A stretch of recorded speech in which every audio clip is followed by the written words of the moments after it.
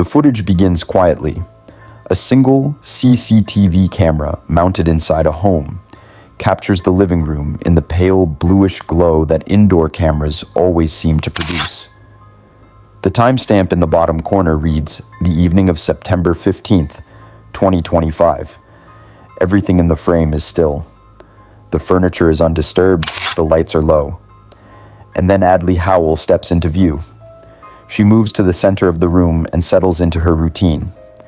She squats slowly, holds the position, rises, and transitions into the kind of deliberate, controlled movement that suggests she has done this many times before.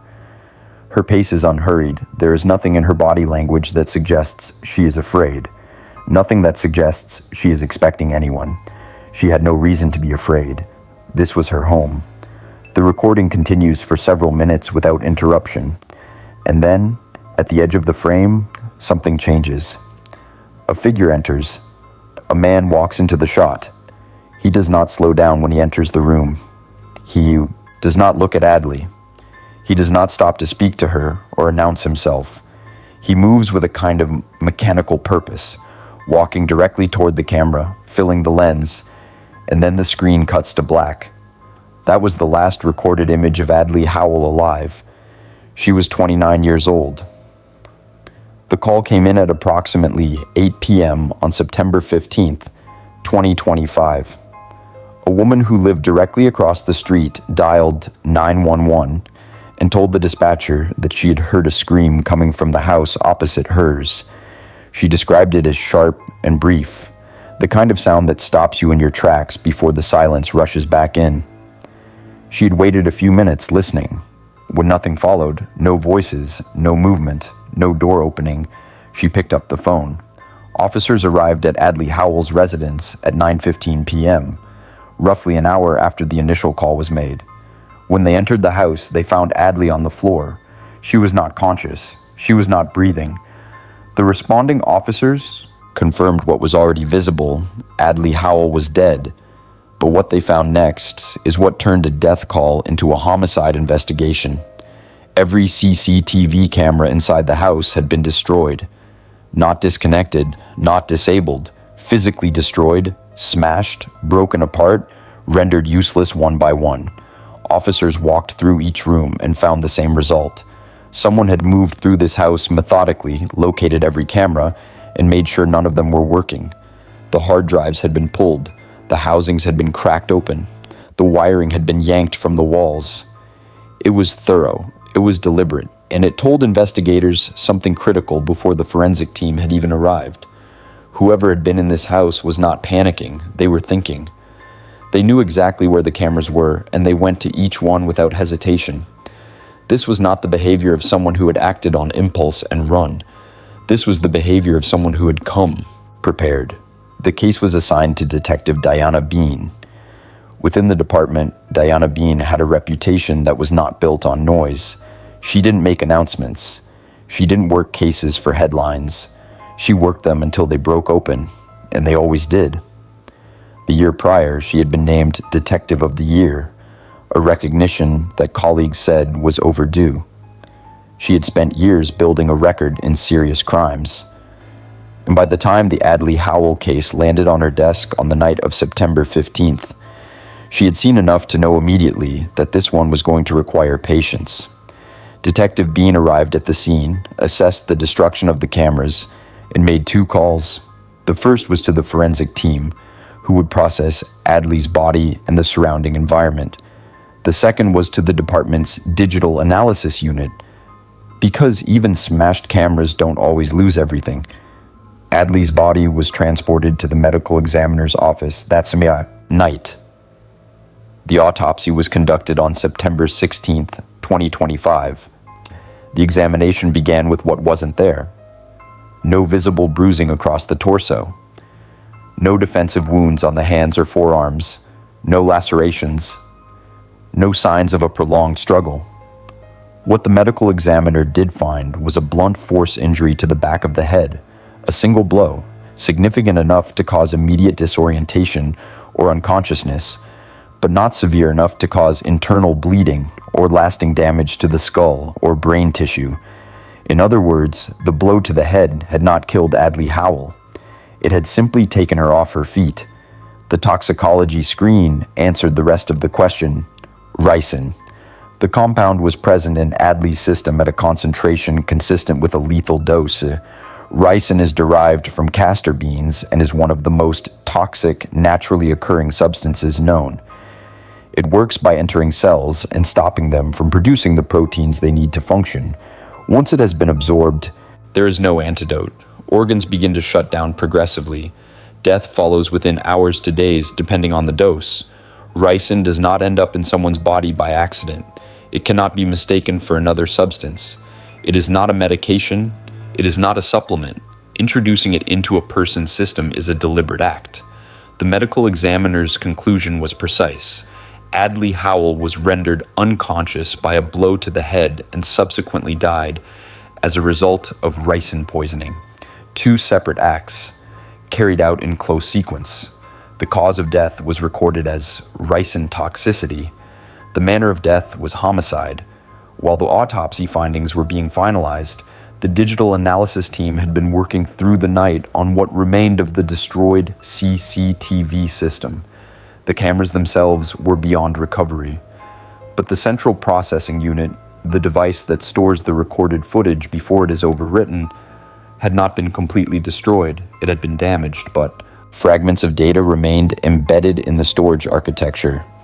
The team spent hours running extraction and reconstruction tools against the corrupted files, pulling partial frames, reassembling sequences, trying to find anything that was still readable. What they recovered was brief, but it was enough. The footage showed a man entering the house and walking directly to the camera. The angle was limited, the quality was degraded, but the team enhanced the available frames, ran the image through comparison analysis, and came back with a result. Nico Howell, Adley's stepbrother. Detectives brought Nico Howell in for questioning on September 17th, 2025. Nico was 33 years old at the time of his arrest. He lived in the same neighborhood as Adley, in the same part of Alabama, though the two had never been particularly close. They shared a last name and a father, but not much else.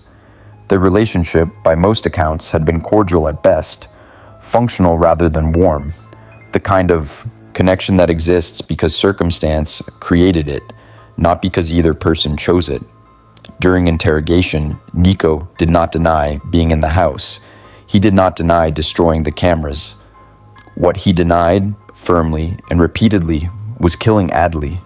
He told detectives what had happened in the weeks leading up to September 15th. Their father, Grayson Howell, had died approximately 1 month earlier. Grayson had accumulated assets over the course of his life, specifically an investment portfolio composed of S&P 500 holdings worth approximately $500,000. In his will, Grayson had named Adley as his primary beneficiary. She was his only biological daughter from a legitimate relationship, and the estate was structured accordingly. Nico, Parker, and Rocco, Adley's stepbrothers, were not included. When the family lawyer convened a meeting to disclose the terms of the will, Adley was present alongside her 3 stepbrothers. The inheritance was explained. Adley was the legal heir to the full estate. And then, according to Nico's account, Adley looked at the 3 of them and told the room that she intended to take everything, all $500,000. Her brothers would receive nothing. Nico said that what she did next, the tone, the finality of it, the way she made clear she felt no obligation toward them, was what broke something in him. He went to her house on the night of September 15th to confront her. He had not planned what would happen. He told detectives he went to talk to demand she reconsider. When he arrived, the argument escalated. Adley was not willing to discuss it. Nico said she became aggressive, that she tried to push him out of the house, that the 2 of them struggled. During the struggle, he hit her. He said he struck her with his fists once, and she went down. She hit the floor hard. She was breathing. He could see that she was breathing.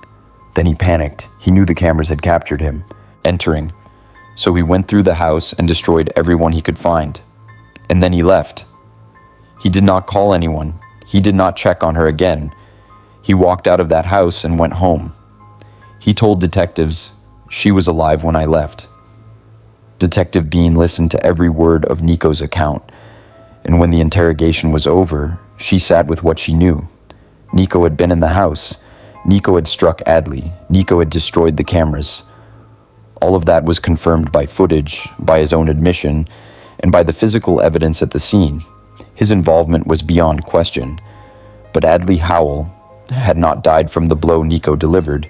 She had died from ricin, and Nico Howell had no connection to ricin, no documented access to it, no history with it, no evidence placing it in his possession at any point. The autopsy was clear. The toxin had been introduced into her system intentionally. And whoever had done that had done so either before or after Nico left the house. Someone else had been there, or someone else had come after. Detective Bean called Parker and Rocco Howell in for questioning on September 18th and 19th, 2025. Of the two brothers, Rocco appeared on paper to be the least complicated. He had no criminal record. He worked as an engineer at Prime Waters, earning approximately $25,000 annually. He presented himself to investigators as someone who was removed from the situation entirely, a working man with no involvement in what had happened to Adley. When detectives questioned him, he was curt. He told them he didn't have time for this, that they were wasting energy questioning him when it was obvious Nico was responsible. He asked for the contact information for his lawyer and declined to answer further questions. The case against Rocco was paused for a brief period as his legal team pushed back against the line of questioning, but Detective Bean did not slow down. She redirected toward Parker. Parker Howell had a criminal record. Detectives spent more time with him, applied more pressure, returned to the same questions from different angles, and eventually Parker gave something up. He confirmed that he had been the one to encourage Nico to go and confront Adley. Parker said he was furious about the inheritance, that he had spoken to Nico about it multiple times in the days after the will was disclosed, and that at some point he had told Nico directly to go and make her understand what she was doing, to go and teach her a lesson. Parker told detectives that after Nico called him and explained what had happened, that Adley was unconscious, the cameras were destroyed, he told Nico to leave immediately. Get out of the house. Don't touch anything else. Just go. And Nico left. Parker had not gone to the house himself. He had not administered anything to Adley. He maintained that as far as he knew, Adley had been alive when Nico left, and he had no knowledge of what had happened after that. The investigation shifted again when Detective Bean returned to the neighborhood and spoke to the same witness who had originally called 911. During a follow-up interview, the neighbor, a woman who lived directly across the street, mentioned something she had not included in her initial statement. After she heard the scream, and after things had gone quiet, she had seen someone else enter Adley's house. A second figure, not Nico, who she had seen leave. Someone who arrived later slipped in through the front and did not come out again while she was watching. She had not thought to mention it during the first interview because she had assumed it was someone checking on Adley after the noise. She had not known at the time that Adley was already unconscious inside. Detective Bean now had a second person entering the house after Nico departed. She needed to identify who that person was. She obtained authorization to have the phone records of all three brothers, Nico, Parker, and Rocco, pulled and analyzed by a telecommunications company. The records covered the evening of September 15th and the hours immediately following. What the records showed changed the direction of the investigation completely. At 9 p.m. on September 15th, 2025, before police had arrived at the scene, before Adley had been formally pronounced dead, before any official notification had been made, Rocco Howell called the family lawyer. He told the lawyer that Adley was dead, 9 o'clock in the evening. The police would not arrive until 9:15. No one had declared Adley deceased. No paramedic, no officer, no official source had confirmed her death to anyone at that point. The only way Rocco Howell could have known Adley was dead at 9 p.m. was if he had been there himself. Detective Bean applied for a search warrant for Rocco Howell's residence. The warrant was approved, and her team entered his home on September 20th, 2025.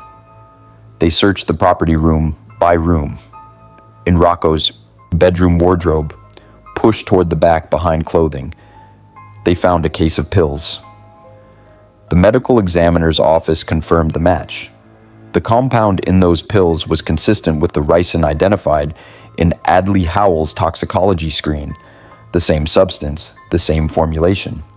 Rocco Howell was arrested on September 20th, 2025, and charged with the murder of Adley Howell. Rocco never confessed. Through every stage of questioning, through every hearing, through the trial that followed, Rocco Howell maintained that he had nothing to do with Adley's death. He denied being at the house that night. He denied knowing anything about the pills found in his wardrobe. He denied making that phone call to the lawyer with any knowledge that Adley was dead. For every piece of evidence presented, his legal team offered an alternative explanation. The pills were not his. The call to the lawyer was about something else. The witness was mistaken about what she saw, but the evidence did not need his confession to speak. The ricin found in his home matched the compound that killed Adley. The neighbor had placed a second figure entering the house after Nico left. In the window of time, the medical examiner confirmed Adley was still alive, and Rocco had called the family lawyer at 9 p.m. to report Adley's death before any official source could have told him she was gone. 3 separate and independent pieces of evidence, each one pointing to the same person. Rocco Howell was convicted of the murder of Adley Howell and sentenced to 30 years in prison. Nico faced charges related to the assault and the deliberate destruction of evidence. Parker faced accountability for his role in inciting the confrontation, but it was Rocco who had walked back into that house after his brother left, found Adley unconscious on the floor, and made the decision that she would not survive the night. There is something that stays with you when you sit with the Adley Howell case long enough. It was not a stranger who killed her. It was not a random act of violence against someone who had been in the wrong place at the wrong time. It was someone who had grown up connected to her. Someone who had sat across from her at a table when a lawyer read out the terms of their father's will, and who had walked out of that room with a plan forming in his mind. $500,000. That is what Adley Howell's life was worth to the person who ended it. Not because she had done something unforgivable. Not because there was no legal path forward, no dispute process, no negotiation that could have been attempted, but because the money had been disclosed in a room full of people who were already carrying unresolved grievances, and because Adley had responded to that disclosure in a way that made those grievances feel permanent. There is a lesson in how information about money is shared, not because the people around us are dangerous, most of them are not, but because large sums disclosed without care, without structure, without the protection of legal mediation, have a way of activating things in people that were already simmering beneath the surface. Old resentments, old wounds, the accumulated weight of years of feeling overlooked or undervalued. Adley Howell practiced yoga alone in her home on the night of September 15th, 2025. She moved through her routine calmly in her own space with no reason to believe that the inheritance conversation from weeks before had not simply faded into the background of ordinary life. She didn't know that one of the people who had sat across that table from her was still thinking about what she had said. She didn't get the chance to find out.